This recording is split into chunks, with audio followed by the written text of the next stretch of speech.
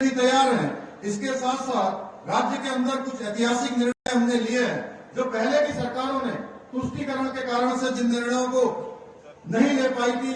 जैसे आप सबके सामने हमने संकल्प किया था कि चुनाव में कि नई सरकार बनेगी तो हम सबसे पहले उत्तराखंड के अंदर कोई काम करेंगे तो समान नागरिक संहिता का विधेयक पास करेंगे। भाइयों बहनों, मुझे बताते हुए खुशी है कि आप सबने जो हम सबको मौका दिया, हमने समान नागरिक संहिता यूसीसी का विधेयक विधानसभा में पारित करके राष्ट्रपति महोदय ने भी उसको जो है अपनी मंजूरी दे दी है। भाइयों बहनों, इसी प्रकार से नकल विरोधी कानून लागू किया गया। लैंड घात के खिलाफ यहाँ पर कार्रवाई हुई है।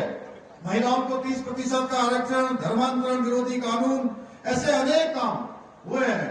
अभी हमने एक महाराज जी से वहीं से प्रेरणा लेते हुए दंगा रोधी कानून भी उत्तराखंड के अंदर बना दिया है। भाइयों बहनों, आपने देखा कि वन भूमपुरा क्षेत्र में जिस प्रकार से वहां पर उपद्रव करने का प्रयास किया गया, हमारे पुलिस के लोगों को, महिला पुलिस कर्मियों को, हमारे पत्रकार भाइयों को जिस प्रकार से जान से मारने की कोशिश की गई, भाई वैसे ऐसी इन घटनाओं की अब उत्तराखंड में पुनरावृत्ति न हो, क्योंकि उत्तराखंड देवभूमि है। यहाँ शांति से रहने वाले लोग हैं, आपस में एक दूसरे के साथ प्रेम पूर्वक रहने वाले लोग हैं। इस प्रकार की घटनाओं की यहाँ पुनरावृत्ति न हो, इसलिए हम दंगा रोधी कानून लेकर आए हैं। अब अगर कोई भी दंगा करेगा, कोई भी तोड़फोड़ करेगा, कोई सरकारी संपत्ति, निजी संपत्ति का नुकसान करेगा, तो उसकी एक एक पाई की भरपाई उसी दंगा करने वाले से वसूल की जाएगी। भाइयों बहनों, आज हम जहां संस्कृति और विरासत का सम्मान करने वाली हमारी पार्टी है, भाजपा है, जिसका नारा है सबका साथ, सबका विकास, सबका विश्वास और सबका प्रयास, तो वहीं दूसरी ओर कांग्रेस और उसके गठबंधन के दल हैं जिनका एक ही लक्ष्य है, मैं और मेरा परिवार और उनका विकास।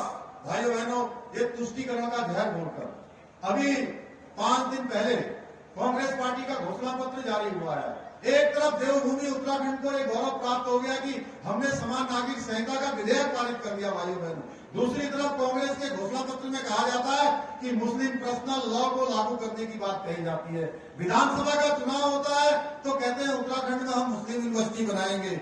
ये लोग केवल और केवल तुष्टीकरण करके वोट बैंक की राजनीति से सत्ता को हासिल करना चाहते हैं। कांग्रेस और उसके गठबंधन के साथी आज भाजपा पर सांप्रदायिक होने का आरोप भी लगाते हैं और लोकतंत्र को खतरा बता रहे हैं। भाइयों बहनों, अगर देश के अंदर, मैं कांग्रेस और उसके गठबंधन के दलों को कहना चाहता हूं, अगर देश में धारा 370 हटाना, समान नागरिक संहिता लागू करना, सीए से पीड़ितों को हक दिलाना, वंदे मातरम गाना और हिंदू होने पर गर्व करना सांप्रदायिक है, तो हम लोग सब सांप्रदायिक हैं। भाइयों बहनों, हम स्वीकार करते हैं इसको, लेकिन हम दोगले नहीं है जो वोट बैंक के हिसाब से कभी टोपी, कभी जनेऊ धारण कर लेते हैं। कांग्रेस तुष्टीकरण में इतनी अंधी है कि देश हित के हर फैसलों का विरोध करती है। कांग्रेस की वोट बैंक की घटिया राजनीति के चलते भारत के वीर सैनिकों के बलिदान और शौर्य पर भी लगातार सवाल उठाने का काम करते हैं। सर्जिकल स्ट्राइक तक को झूठा करार दे चुके हैं। भाइयों बहनों, सैनिकों का अपमान करते हैं, सैनिकों का कभी इन्होंने सम्मान नहीं किया। देश के अंदर 40 साल से रुका हुआ वन रैंक और वन पेंशन लागू करने का काम भी हमारे प्रधानमंत्री मोदी जी के नेतृत्व में देश के अंदर लागू हुआ। भाइयों बहनों, मैं इसलिए कह सकता हूं कि मैं एक सैनिक का पुत्र हूं, मैं जानता हूं। भाइयों बहनों, हमें इस तुष्टीकरण और वोट बैंक की घटिया राजनीति को करारा जवाब देना है और इस चुनाव में कांग्रेस को बुरी तरह से हराकर हमारे इस लोकसभा से अजय भट्ट जी को भारी बहुमत से मोदी जी को तीसरी बार प्रधानमंत्री बनाने के लिए ऐतिहासिक जीत दिलानी है।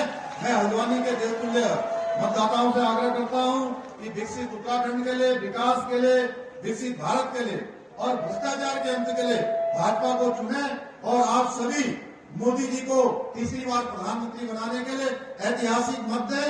मैं एक बार फिर से आप सबकी तरफ से आदरणीय महाराज जी का यहाँ हल्द्वानी आगमन पर, देवभूमि आगमन पर स्वागत करता हूँ, अभिनंदन करता हूँ। और भाइयों बहनों, आप सब लोग मेरे साथ एक बार जोर से मुट्ठी बांध कर बोलिए, फिर एक बार मोदी सरकार, फिर एक बार, अब की बार, अब की बार, अब की बार। बहुत बहुत धन्यवाद।